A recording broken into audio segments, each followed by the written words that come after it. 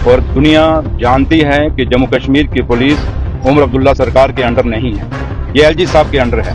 किसी नई पुलिस पैदा हुई है जो सिविल ड्रेस में घूम रही है इलाके में। ये इस पुलिस को किसने पावर दी है सिविल ड्रेस में आप घूमिए और लोगों को मारिए और नौजवान बच्चों को गोलियां मारिए। उमर अब्दुल्ला सरकार ये बर्दाश्त नहीं करेगी। वो सिविल ड्रेस में वेपन लेके कैसे घूम रहे? वो ये स्पेशल ब्रांच है, क्या स्पेशल ब्रांच है? ये स्पेशल ब्रांच पुलिस की है या गुंडा गैंग है? ये इनका, इसका हेड कौन है? स्पेशल ब्रांच एसएसपी जम्मू को इसका जवाब देना होगा, क्योंकि जो स्पेशल ब्रांच का हेड एसएसपी जम्मू है। ये कैसे हुआ, क्यों हुआ, किन हालातों में हुआ?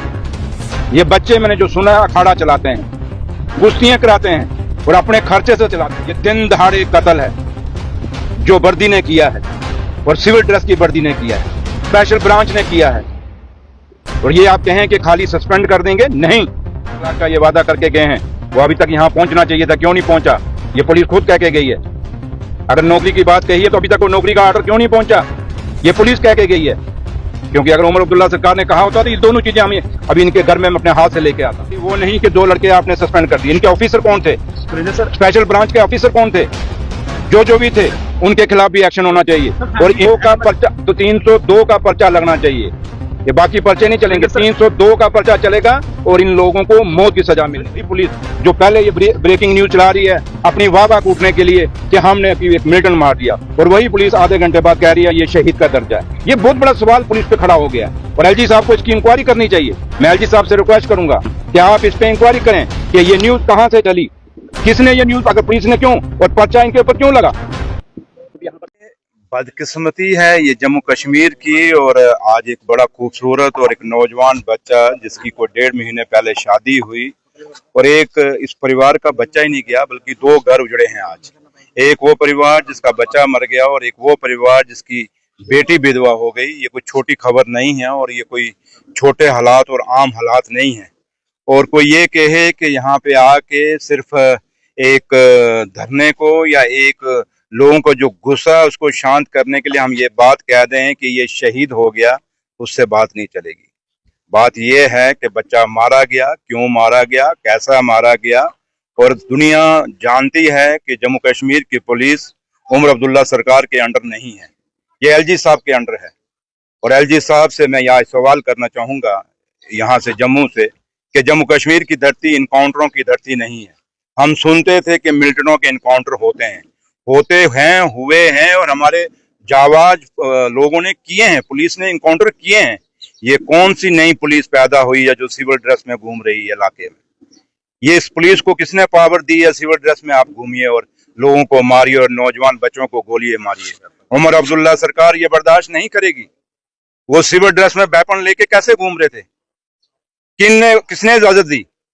जो ये स्पेशल ब्रांच है, क्या स्पेशल ब्रांच है? ये स्पेशल ब्रांच पुलिस की है या गुंडा गैंग है? ये इनका, इसका हेड कौन है स्पेशल ब्रांच का? और एसएसपी जम्मू को इसका जवाब देना होगा, क्योंकि जो स्पेशल ब्रांच का हेड एसएसपी जम्मू है। ये कैसे हुआ, क्यों हुआ, किन हालातों में हुआ?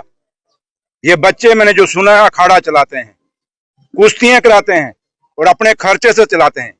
इन बच्चों को कोई सरकार पैसा नहीं दे रही है अखाड़ा चलाने के लिए। और इनका अखाड़ा चलाने का मकसद यही है कि इस गांव में और इसके आसपास जितने लगते गांव हैं उन गांवों के बच्चे नशों के साथ ना जुड़े। नशों से बचाने के लिए इन्होंने अपने अखाड़ा खोला और उस अखाड़े में बच्चों को प्रैक्टिस कराते हैं। वो बच्चा जो परवेज मारा गया, जिसको इन्होंने हम क्यों कहें हमारा मारा गया है, शहीद तो बाद की बात है, मारा गया है, कत्ल हुआ है।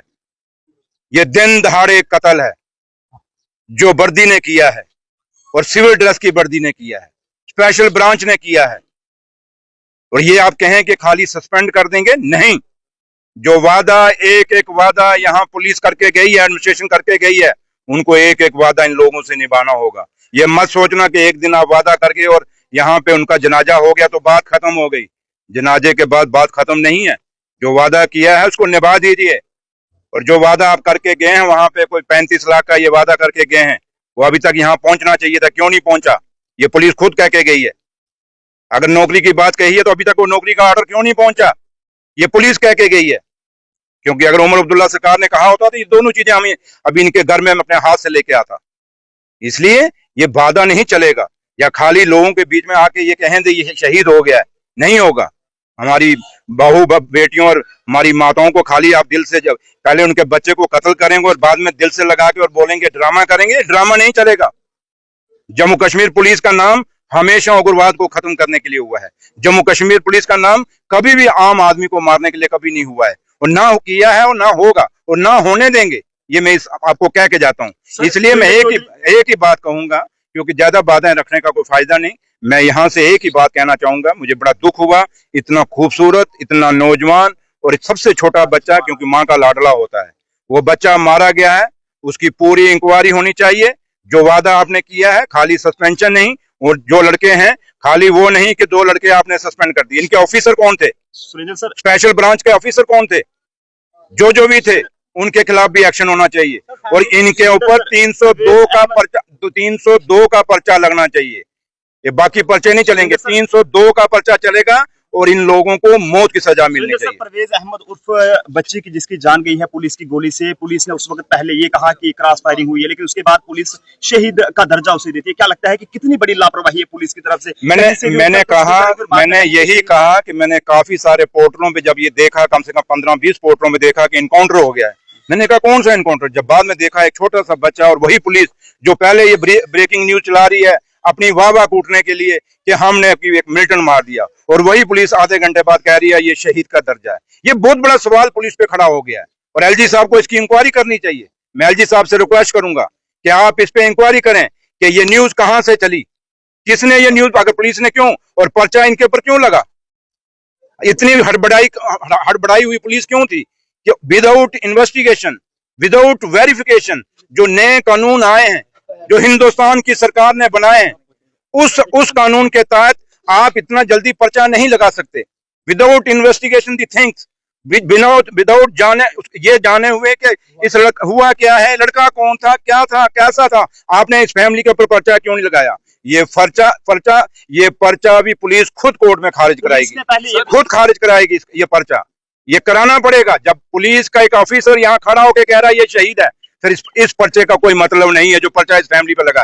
ये पर्चा खारिज करिए, और जो लोग, वो स्पेशल ब्रांच के जो लोग हैं, वो लोग उनके जो हेड हैं, जो उनके इंचार्ज हैं, चाहे वो कोई भी ऑफिसर है, चाहे वो डीएसपी है, एसपीएसपी कोई है, उन पे पर्चा लगना चाहिए, 302 का पर्चा लगना चाहिए, और वो अंदर होने चाहिए। और बच्ची के बारे में बात करें तो उनके परिवार वालों का ये कहना है कि पुलिस द्वारा उसे सस्पेक्टेड नशा तस्कर कहा गया, लेकिन मैंने कहा, मैंने कहा ना, ये एक बड़ी, मैं तभी कह रहा हूँ एलजी साहब को, पूरी फैमिली की इन्वेस्टिगेशन, जब ये फैमिली खुद अखाड़ा चला रही है, मैंने शुरू में कह दिया, जो फैमिली अखाड़ा चला रही है, बच्चों को कुश्तियां करा रही है, नशों से दूर करना चाहती है, वो फैमिली नशे के बारे में कैसे सोच सकती है?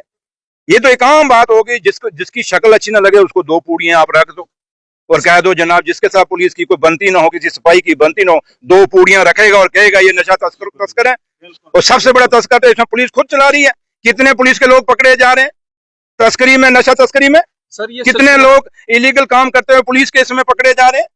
तो इसलिए ये बात, ये हाँ मैंने कहा ना, इस घर पे बैठ के ये कुछ चीजें मैं नहीं कहना चाहता, क्योंकि मैं बेशक उस माँ को इतना दिलासा नहीं दे सका, लेकिन मेरे दिल में खुद दर्द है, क्योंकि मैं उसकी वीडियो मैंने खुद देखी है, उस बच्ची की और उस बच्चे की। वो दोनों मियाँ बीवी कितना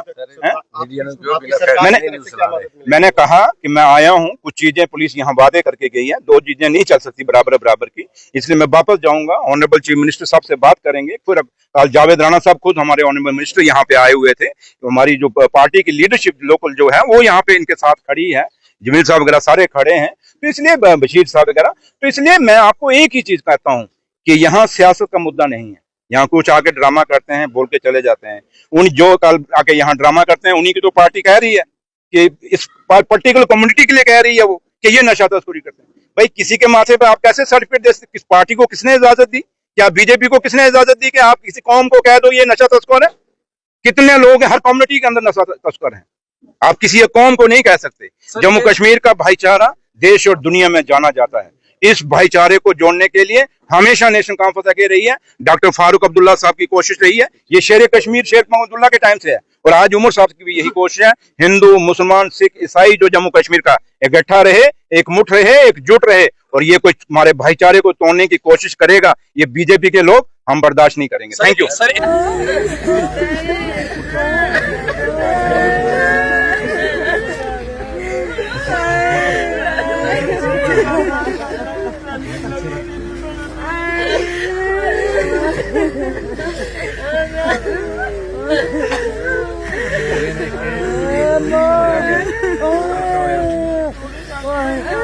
थोड़ा कुछ करना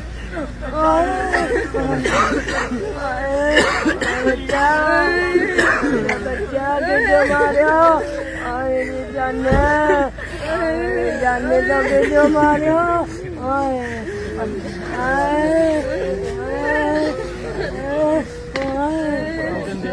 भाई लोगों पीछे कर ले यार।